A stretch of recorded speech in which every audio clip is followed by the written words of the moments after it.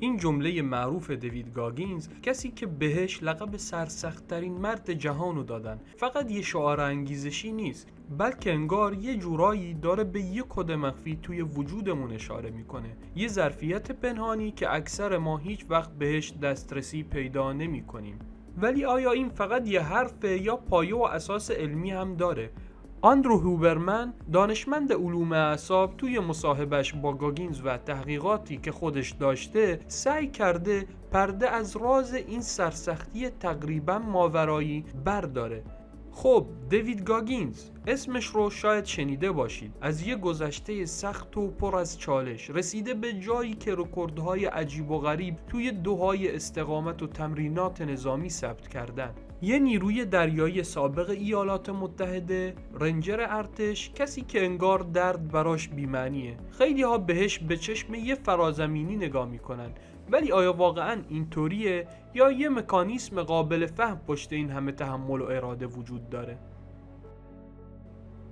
اولش شاید فکر کنی گاگینز فقط یه آدمه که به خودش بیرحمانه فشار میاره، تموم شد و رفت. ولی وقتی پای مصاحبه های خودش و تحلیل کسایی مثل آندرو هوبرمن که کارش بررسی مغز و سیستم عصبی میشینی، قضیه خیلی عمیق تر میشه. هوبرمن توی مصاحبهش با گاگینز دنبال همین بود.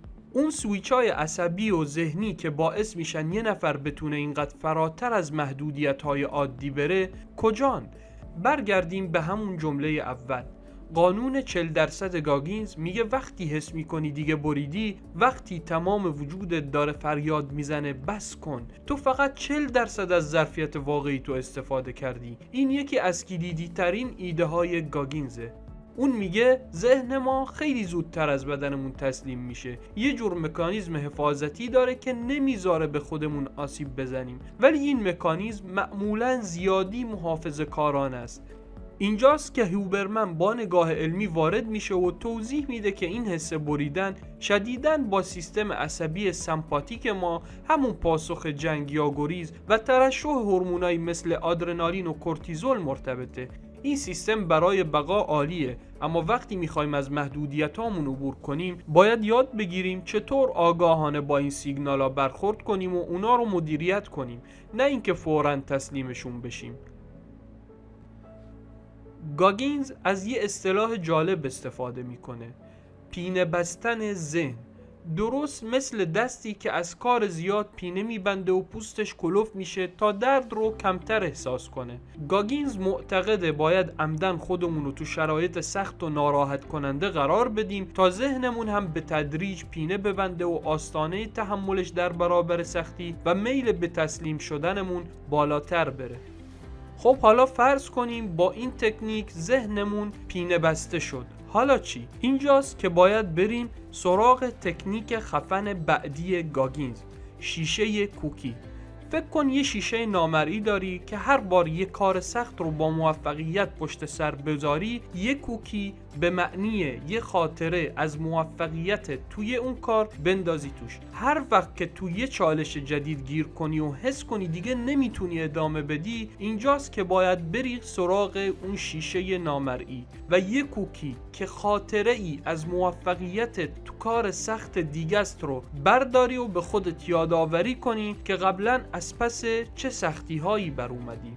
هوبرمن این تکنیک رو از دیدگاه علمی توضیح میده. یادآوری موفقیت‌های گذشته میتونه مسیرهای دوپامین مغز رو فعال کنه. دوپامین فقط هورمون لذت نیست، هورمون انگیزه و پیگیری هم هست. وقتی تو اوج سختی موفقیت قبلی رو به یاد میاری، داری به مغزت سیگنال میدی که هی ما قبلا بدترش رو هم انجام دادیم. این کار کمک میکنه تا حس ناتوانی لحظه‌ای رو کنار بذاری و تمرکزتو برگردونی و ادامه بدی. انگار داری خاطره سختی فعلی رو با حس توانمندی قبلیت پشت سر میذاری. یکی از چالش‌های کلیدی مغز که هوبرمن خیلی روش تأکید داره، قشر کمربندی میانی قدامی یا به اختصار AMCC. تحقیقات نشون داده این منطقه با اراده پیگیری هدف در شرایط سخت و اساساً با حس این که میخوام این کار رو انجام بدم حتی اگه سخت باشه مرتبطه. جالبه که به گفته هوبرمن AMCC مثل یه عضله میمونه، هرچی بیشتر ازش کار بکشی و خودتو مجبور کنی کارهایی رو انجام بدی که دلت نمیخواد، این بخش قوی تر میشه. گاگینز عمدن دنبال ناراحتی میره، اون نمیشینه تا سختی بیاد سراغش، خودش میره تو دلش.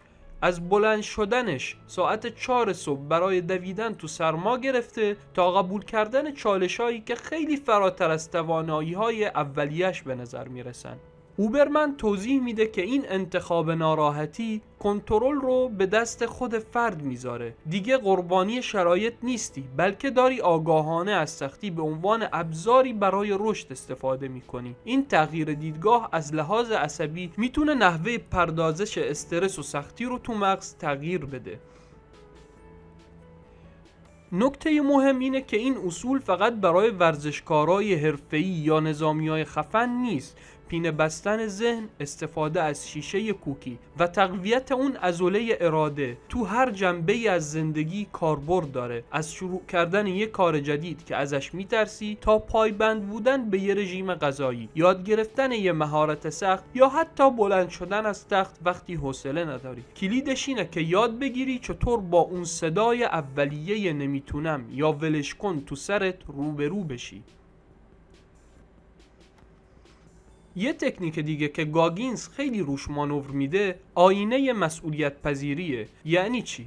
یعنی بدون هیچ تعارف و رو در بایستی با خودت روبرو بشی، بری جلوی آینه و خیلی رک و پوسکنده از خودت بپرسی داری تمام تلاشتو میکنی؟ کجاها کم گذاشتی؟ چه بهونه هایی در آوردی؟ این صداقت بیرحمانه با خودت قدم اول برای تغییره. تا وقتی که واقعیت رو نبینی و باش روبرو نشی نمیتونی درستش کنی.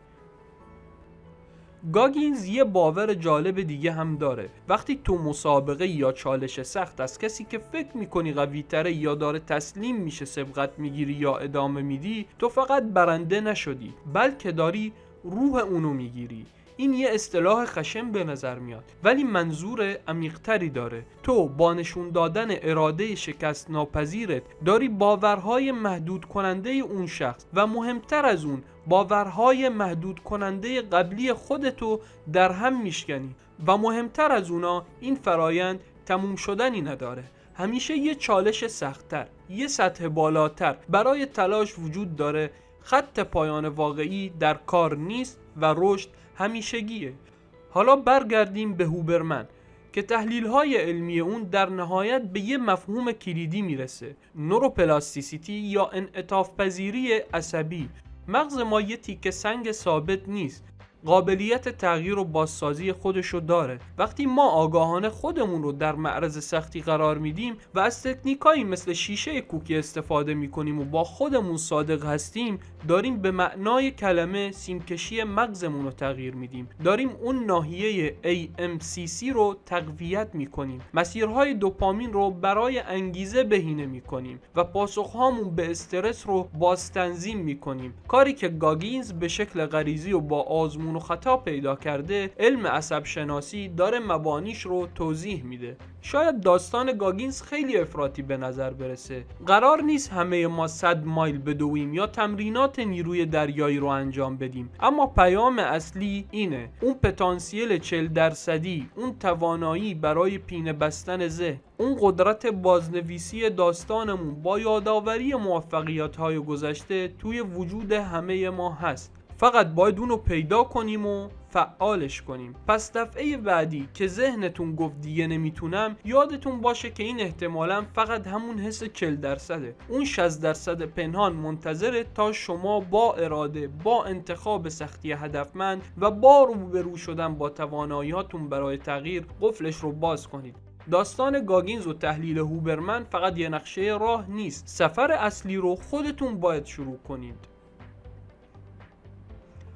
و اما الان نوبت شماست. تو کامنت ها برام بنویسید کدوم بخش براتون جالب بود. اگه این ویدیو رو پسندیدید لطفاً لایک کنید و از ما حمایت کنید برای اینکه ویدیوهای بعدی ما در زمینه خودشناسی و توسعه فردی رو از دست ندید. حتما کانال فراگیر رو سابسکرایب و زنگوله رو هم فعال کنید تا ویدیوی بعدی از فراگیر سرسخت بمونید و یه گام به سمت موفقیت بردارید.